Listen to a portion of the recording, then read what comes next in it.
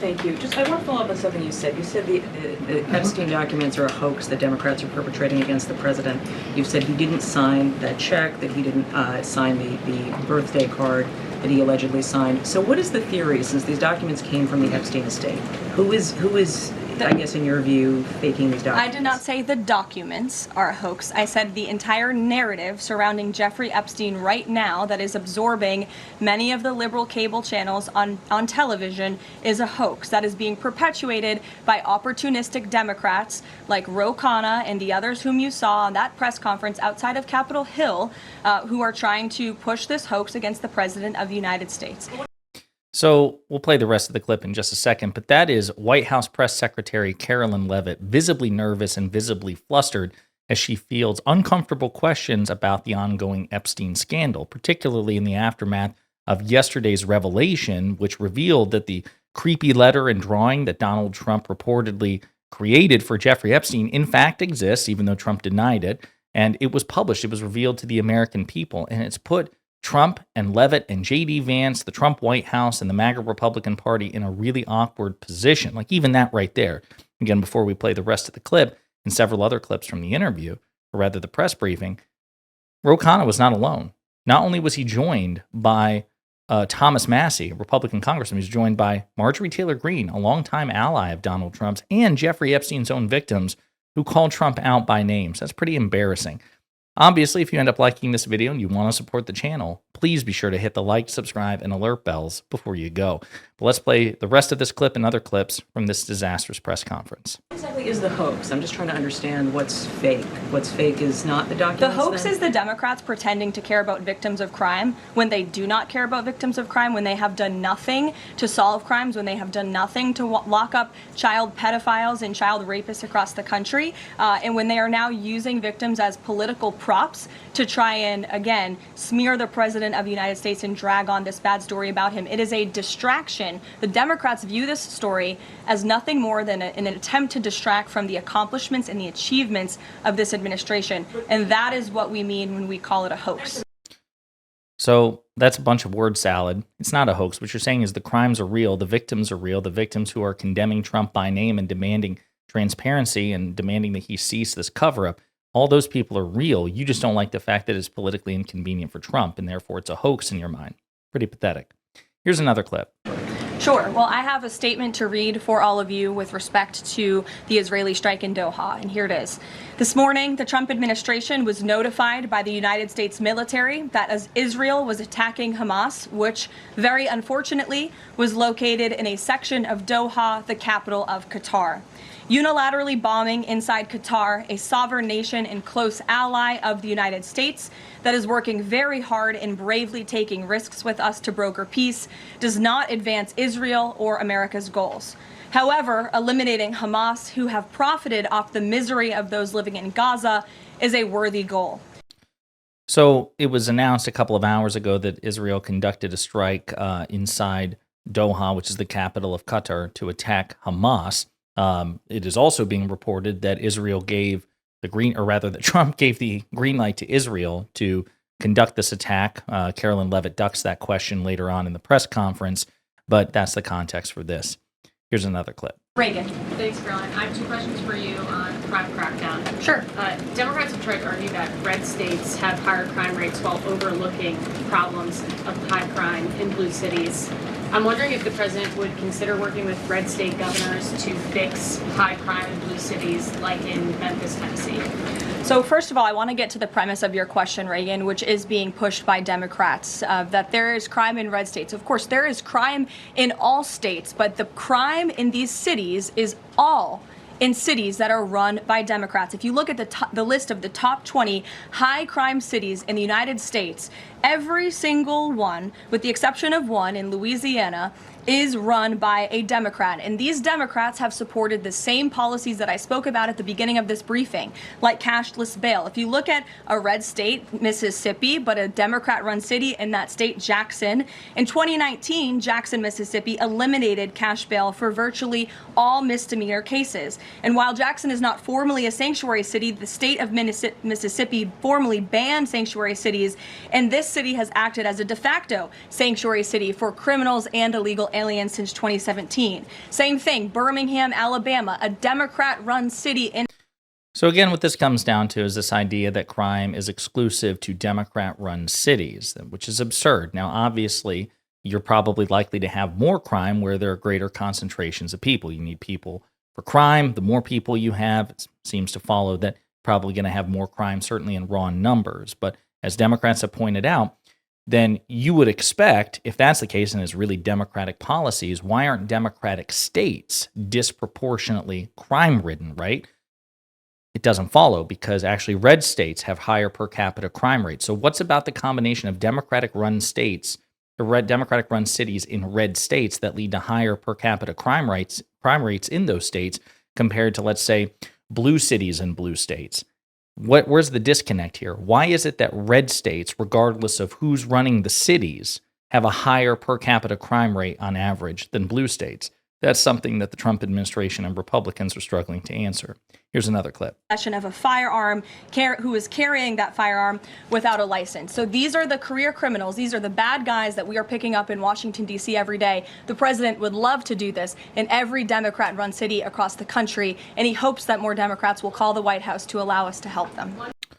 Except you're doing it without being called by Democrats. Like Los Angeles and Washington, D.C. did not ask for Donald Trump to effectively invade with the National Guard, and he ran roughshod over them anyway, which led to all sorts of real serious issues about executive overreach. But again, she just admits it, that Trump really wants to do it in every Democratic-run city in the country. Not well. Doesn't bode well. Here's another clip. Time frame. The president has said a year. Secretary Epstein said maybe the fourth quarter. When can we expect these numbers to increase? Well, first, we need accurate numbers. We need truthful and honest data, which is why the president took the monumental step to try and appoint and confirm new leadership at the BLS so we can have data that we can actually rely on. And that's what the president is doing, and we hope that his nominee will soon be confirmed. So Trump's nominee to head the new Bureau of Labor Statistics, E.G. Antony, we did some videos about him. He was at January 6th, number one. Number two, he's not particularly well educated or experienced in the realm of statistics in this way. He's been condemned by both liberal and conservative economists and financial experts as being unqualified for the job. It doesn't bode well, but again, note that they moved the goalpost. In 24 hours, everything's going to be great. And then 7 months into this administration, okay, everything's going to be great in a year. Doesn't bode well. Sounds like you guys really suck at your job. Here's another clip. Address the crime of Irina Zurika, and the president has done a lot to deliver justice for victims of crimes like that horrific stabbing. And the Epstein files are back in the news because a lot of Americans feel that that Jeffrey Epstein's victims never got justice. Does the president care about these victims? Do you think he can does he want to deliver more justice for them, and is he willing to meet with them? The president cares about victims of all crimes, and that's why Republicans in the Trump Department of Justice have done more in terms of transparency when it comes to the Epstein case than any prior administration. And why are the Democrats all of a sudden caring about this? It's because they are desperately trying to concoct a hoax to smear the president of the United States. We have seen this time and time again. Ro Khanna and all of these other Democrats, they could have cared about those victims 4 years ago when Joe Biden was in office. They could have pushed for transparency then. Unfortunately, the Democrats are using victims as political pawns to try to smear and to push a hoax against the president of the United States. So you can see she's visibly upset because she knows this is a losing issue for her and her cult leader. The fact of the matter is, I'm sorry, there is a fundamental difference. Democrats didn't believe in the Epstein files as a conspiracy the way that you, Trump, and your movement did. You all believed that there was a smoking gun there indicating like some sort of vast international criminal cartel of sex trafficking that was being concealed by powerful elites. You all campaigned on that, and you campaigned on exposing it by releasing the Epstein files. President Biden didn't do that. Democrats didn't do that. We're not obligated to be held to your standard. You created the standard for yourselves, and we're simply holding you to it. The fact that that's politically inconvenient for you is a lot of fun, and it's hilarious, but that's your fault. You did this to yourselves. Moreover, you have actually done more to persuade people that there really is a conspiracy and cover-up regarding the Epstein files than anybody by your conduct. And this idea that the Epstein victims and survivors are being used as political pawns, no one is forcing them to show up to these press conferences and calling out the Trump administration for its cover-up, for its indecency, for its cruelty, for its lies, referring to this as a hoax. The Epstein survivors are doing that themselves because they hate what you're doing. That, again, is 100% your fault. And again, as a reminder, it wasn't just Ro Khanna at that press conference. It was also Thomas Massie and Marjorie Taylor Greene, 2 Republicans among a few who had backed this effort. So pretty shitty response by Karoline Leavitt. Here's another clip. Thank you. Go ahead. About the Epstein case, would the White House support a professional handwriting expert review of the document released yesterday to prove that it's not the president's signature? Sure, we would support that. And in fact, I have already seen many forensic analysts of signatures coming out. I believe it was the Daily Signal that published a piece with 3 separate signature analysts who said that this absolutely was not the president's authentic signature. And we have maintained that position all along. The president did not write this letter. He did not sign this letter. And that's why the president's external legal team is aggressively pursuing litigation against. And they're welcome to do so. The signatures look virtually identical. I'm sorry, they do. And we've seen examples of contemporary signatures on other documents at the time. Donald Trump wants to allege that they're fake. He needs to provide some evidence because the evidence to the contrary is pretty overwhelming. Here's another clip. Now that we have these revised jobs numbers, is the president concerned at all that price spikes, stemming from his tariffs through the end of the year, might actually be driving the country towards a depression or a recession? What I'm asking is he committed to these policies now that we know how faulty the jobs data was?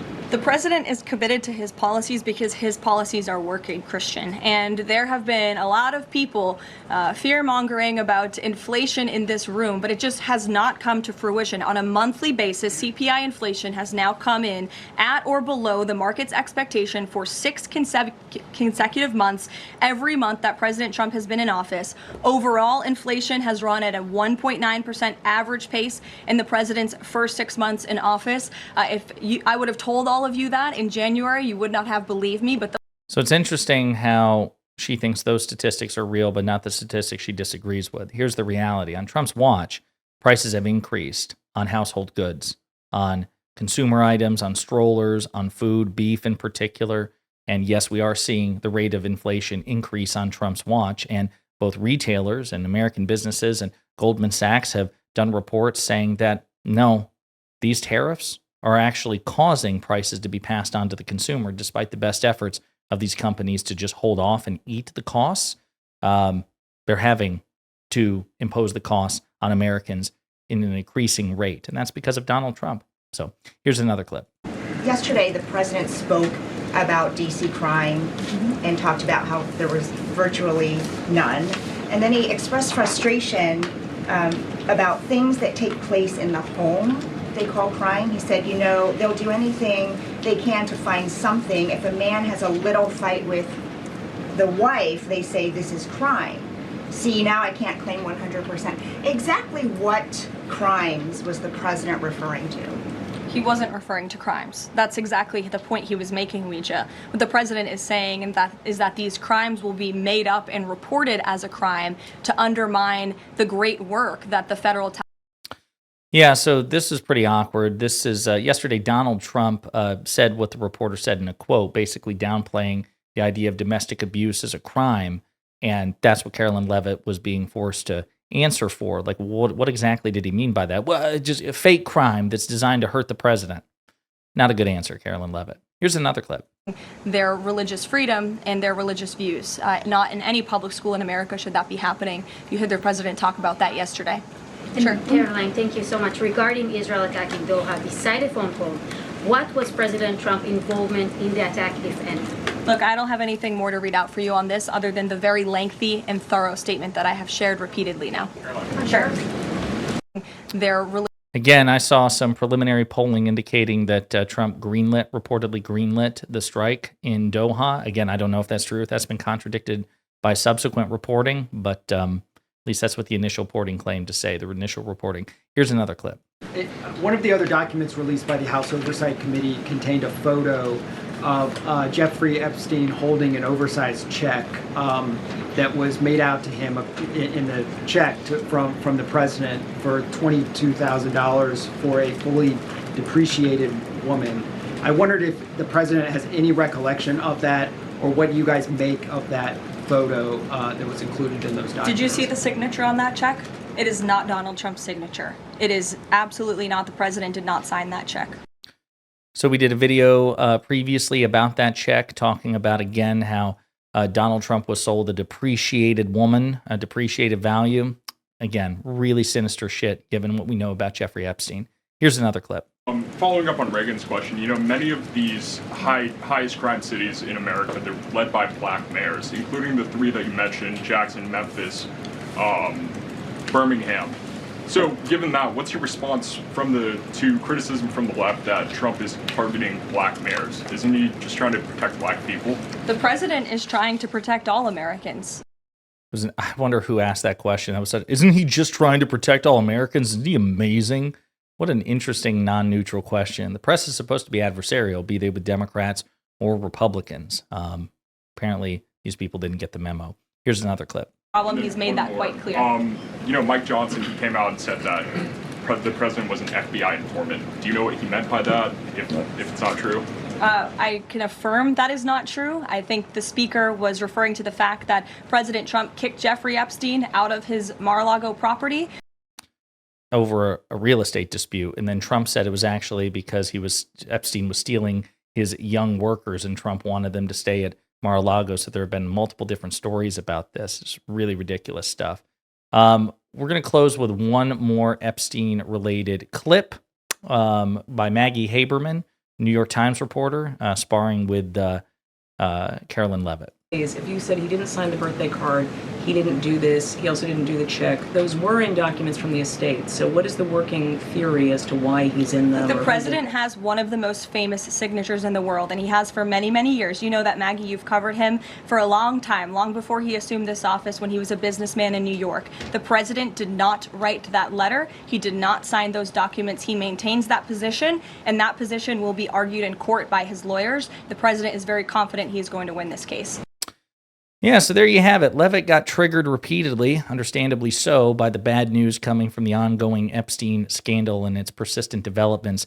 This is not good for Donald Trump. I will say the difference here is that most of MAGA is coalescing around him, even though there were more fractures a couple of months ago. At the end of the day, it's an unprincipled movement. It's a hypocritical cult of personality, and at the end of the day, Donald Trump is a messianic figure to them. But when Karoline Leavitt has to go in front of the press, at the end of the day, these facts are just too terrible for Trump for her to do an adequate spin. In the meantime, let me know what you think in the comments.